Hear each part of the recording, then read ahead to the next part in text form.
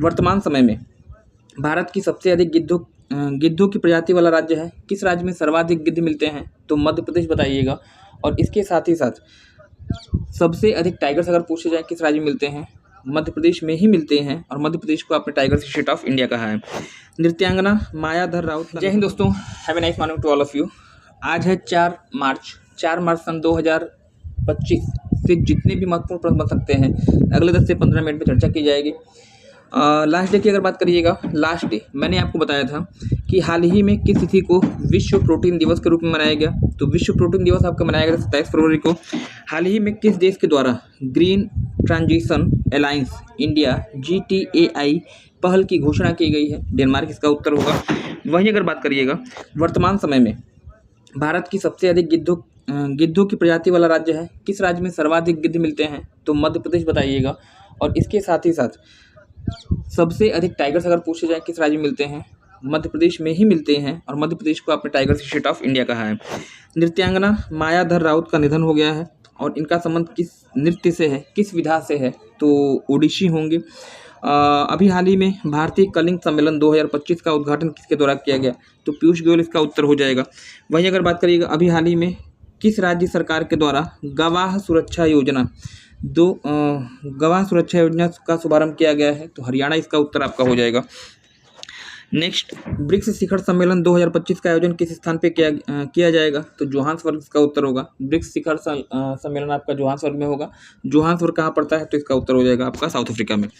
रेटिफ रेखा किस देश को भारत से अलग करती है? तो रेटिफ रेखा भारत और पाकिस्तान के बीच में है। 1947 में इसका निर्धारण किया गया था। भारत और पाकिस्तान के बीच में विभाजन का कार्य करेगी। भारत में हिमालय की सबसे ऊंची पर्वत चोटी आपसे पूछी जाती तो ये कंचनजंगा है। किस राज्य में स्थित है? सिक्किम। और इसकी हाइट अगर पूछ दे तो 85-98 मतलब 8598 मीटर इसकी हाइट हो जाएगी। तो ये लास्ट डे का रिवीजन रहा। 4 मार्च से जो प्रश्न आपके बन सकते हैं इनको देखते हैं। कापी पेन लेके बैठिएगा और जो चीज़ें आपको एडिशनल लगती हैं, जो आपके लिए इंपॉर्टेंट है, उसको नोट करिएगा। एक प्रॉपर नोट्स बनाइए, निश्चित रूप से जो है आपको फ़ायदा होने वाला है। चर्चित आत्मकथा दिया सलाई के लेखक कौन है? दिया सलाई के लेखक कौन है? कैलाश सत्यार्थी, विजय गोयल, तुहिनकांत पांडे या फिर इनमें से कोई नहीं? तो याद रखिएगा कैलाश सत्यार्थी इसका जो है राइट आंसर होंगे। ये हैं आपके कैलाश सत्यार्थी। और इन्हें जो है नोबेल का शांति पुरस्कार, नोबेल का जो है पुरस्कार भी दिया गया है। नोबेल पुरस्कार सम्मानित किया गया है। संभवतः 2014 में इनको सम्मानित किया गया था। तो दिया सलाई के लेखक कौन है? कैलाश सत्यार्थी इसका जो है राइट आंसर आपका होने जा रहा है। तुहिनकांत पांडे की अगर बात कर लीजिएगा तो तुहिनकांत पांडे जो है ये सेबी के नए अध्यक्ष बनाए गए हैं। तो ये भी आपके लिए इंपॉर्टेंट होंगे आने वाले समय में। नेक्स्ट, अगला प्रश्न जो आपके लिए है, कन्नड़ लेखिका बानो मुश्ताक की लघु कहानी जिसे अंतर्राष्ट्रीय बुकर पुरस्कार के लिए नामित किया गया। बानो मुश्ताक की लघु कहानी जिसे अंतर्राष्ट्रीय बुकर पुरस्कार के लिए नामित किया गया है। हार्ट लैम्प, लाइट लैम्प, एक नाविक या फिर एक तारा? ऑप्शन नंबर यहाँ पे होगा एक सही हो जाएगा। हार्ट लैम्प एक लघु वृत्त चित्र है जो कन्नड़ लेखक बानो मुश्ताक के द्वारा लिखी गई। और इसे हाल ही में जो है अंतर्राष्ट्रीय बुकर पुरस्कार के लिए सम्मानित मतलब नामित किया गया है। नॉमिनेशन में इनको रखा गया है। तो चर्चा में आई है हार्ट लैम्प के लेखिका बानो मुश्ताक। नेक्स्ट, अगला जो प्रश्न आपका होगा, अभी हाल ही में किस तिथि को राष्ट्रीय विज्ञान दिवस के रूप में मनाया गया? राष्ट्रीय विज्ञान दिवस कब मनाया गया? 28 फरवरी, 2 फरवरी, 13 फरवरी या फिर 21 फरवरी? तो यहाँ मैं प्रश्न का उत्तर पहले देता हूँ और फिर इसके बाद जो है अन्य 4 ऑप्शन की व्याख्या करूँगा। देखिए, राष्ट्रीय विज्ञान दिवस की बात हो रही है तो राष्ट्रीय विज्ञान दिवस आपका मनाया गया 28 फरवरी को। और प्रत्येक वर्ष राष्ट्रीय विज्ञान दिवस मनाया जाता है CV रमन के द्वारा खोजे गए रमन प्रभाव की स्मृति में। और यह दिवस मतलब समझ लीजिएगा 1930 में इनको जो है भौतिकी का नोबेल पुरस्कार दिया गया था इसी खोज के लिए। इसके बारे में कुछ की फैक्ट हैं जो आपसे पूछे जा सकते हैं। देखिए, भारत में यह दिवस प्रत्येक वर्ष 28 फरवरी को मनाया जाता है। इस दिन भारत के वैज्ञानिक CV रमन के द्वारा रमन प्रभाव की खोज की गई। 2025 में इस दिवस की थीम आपसे पूछा जाता है। इस दिवस की थीम विकसित भारत के लिए विज्ञान और नवाचार में वैश्विक नेतृत्व के लिए भारतीय युवाओं को सशक्त बनाना है। इस खोज के लिए CV रमन को 1930 में भौतिकी का नोबेल पुरस्कार दिया गया था। और वहीं अगर बात करिएगा पहला राष्ट्रीय विज्ञान दिवस 1987 में मनाया गया था, तो ये भी आपके लिए इम्पोर्टेंट होगा। तो रमन दिवस कब मनाया जाता है या विज्ञान दिवस कब मनाया जाता है, नेशनल लेवल का है, सीवी रमन की स्मृति में, रमन प्रभाव की स्मृति में मनाया था। 2 फरवरी की बात कर लीजिएगा तो 2 फरवरी को आप मनाते हैं क्या, विश्व आर्द्र भूमि दिवस या कह लीजिए वेटलैंड डे। 13 फरवरी राष्ट्रीय महिला दिवस के रूप में मनाया जाता है। सरोजिनी नायडू का डेट ऑफ बर्थ मतलब बर्थडे रहा है।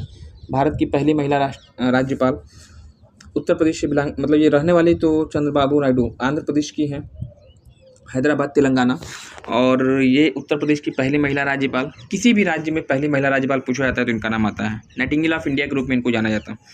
21 फरवरी की अगर बात कर लीजिए तो 21 फरवरी को जो है आप अंतर्राष्ट्रीय मातृभाषा दिवस के रूप में मनाते हैं, तो आपका नंबर यहाँ पे हो जाएगा राइट। नेक्स्ट जो अगला प्रश्न आपका है, हाल ही में किसे सेबी का नया अध्यक्ष बनाया गया। संभवतः मैंने इस प्रश्न का उत्तर पहले ही दे दिया है। सेबी के अध्यक्ष तुहिन कांत पांडे को बनाया गया है और अगले 3 साल तक ये जो हैं सेबी के अध्यक्ष होंगे। कमेंट सेक्शन में कमेंट करके मुझे आप सेबी का फॉर्म बताइएगा, इसका मुख्यालय बताइएगा, और साथ ही साथ इससे पहले सेबी के अध्यक्ष कौन थी आप कमेंट सेक्शन में कमेंट करके बताएंगे। नेक्स्ट, अभी हाल ही में किसके द्वारा वन नेशन वन पोर्ट योजना का शुभारंभ किया गया है। वन नेशन वन पोर्ट योजना किसके द्वारा शुभारंभ किया गया है, तो यह आपका हो जाएगा ऑप्शन नंबर, केंद्रीय मंत्री हैं सर्बानंद सोनोवाल के द्वारा इसका शुभारंभ किया गया। ऑप्शन नंबर ए आपका हो जाएगा राइट। नेक्स्ट जो अगला प्रश्न आपका है, अभी हाल ही में कलाकार उत्तम मोहंती का निधन हो गया। इनका संबंध किस भाषा से था, किस भाषा के कलाकार हैं, किस भाषा के एक्टर हैं, ओडिसी, मलयालम, तमिल या फिर कन्नड़ा। तो यहाँ पे जो राइट आंसर आपका होने जा रहा है option number A, Odyssey picture के ये नायक थे और इनका संबंध जो है उड़ीसा राज्य से, उड़ीसा क्षेत्र से है ना। आज का जो अगला क्वेश्चन आपका होगा, हाल ही में किसे जर्मनी के नए चांसलर के रूप में नियुक्त किया गया है। Angela Merkel, Mark Wood, Friedrich Merz या फिर इनमें से कोई नहीं। तो ये हैं आपके फ्रेडरिक मर्ज को हाल ही में जर्मनी का नया चांसलर बनाया गया है। तो ऑप्शन नंबर सी यहाँ पे हो जाएगा राइट। एंजेला मार्कल बहुत ही फेमस रही, विश्व की सबसे अधिक शक्तिशाली महिलाओं की सूची में ये हमेशा कई बार जो है प्रथम नंबर पे आई हैं। प्रीवियस डे का क्वेश्चन, लास्ट डे जो मैंने आपसे प्रश्न पूछा था, 8 डिग्री चैनल किन 2 द्वीपों के बीच में स्थित है। ये तो एकदम ही आसान हो गया question.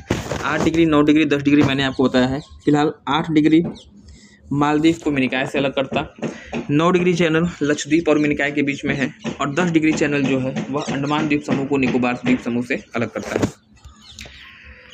Question of the day, आज का क्वेश्चन आपके लिए, और इस प्रश्न का उत्तर कमेंट सेक्शन में कमेंट करिएगा। हाल ही में किसी चीज़ को विश्व समुद्री दिवस के रूप में मनाया गया। विश्व समुद्री दिवस कब मनाया गया, 1 मार्च, 2 मार्च, 28 फरवरी या फिर 27 फरवरी। तो इस प्रश्न का उत्तर आप मुझे कमेंट सेक्शन में कमेंट करिएगा। चैनल पर पहली बार आए हैं, चैनल सब्सक्राइब कर लीजिए, बेल आइकन को प्रेस कर दीजिएगा। इस वीडियो को अधिक से शेयर करिए, यह वीडियो उस अभ्यर्थी तक पहुंचना चाहिए जिसे वास्तव में इसकी ज़रूरत है। तो आज के लिए फिलहाल इतना ही, मिलते हैं नेक्स्ट क्लास में। धन्यवाद, थैंक्स फॉर ज्वाइनिंग मी।